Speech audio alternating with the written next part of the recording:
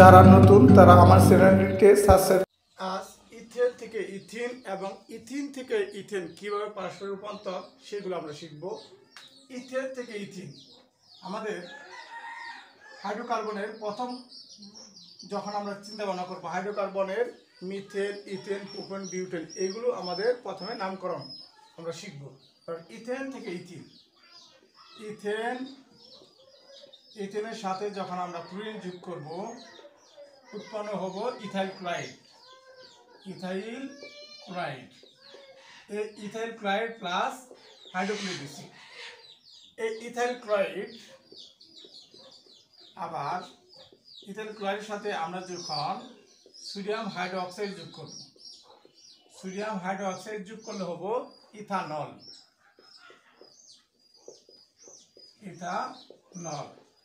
Plus sodium chloride. এই ইথানলের সাথে আমরা যখন সালফিউরিক অ্যাসিড দিব, সালফিউরিক অ্যাসিড এবং পানি ডিহাইড্রেশন 170 ডিগ্রি সেন্টিগ্রেড তাপমাত্রায় দিলে আমাদের উৎপন্ন হব ইথিন। কি উৎপন্ন হয়ে গেল? ইথিন। তাহলে আমরা ইথেন থেকে ইথিন আমরা সহজে পেয়ে গেলাম। এখন আমরা শিখব ইথিন থেকে ইথেন।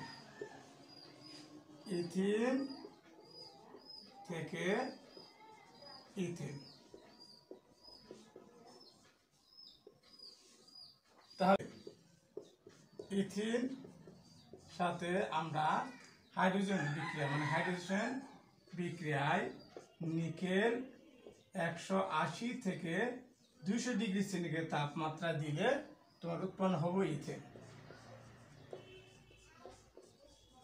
তাহলে আমরা ইথিন থেকে ইথেন এবং ইথিন থেকে ইথেন সহজে আমরা তৈরি করতে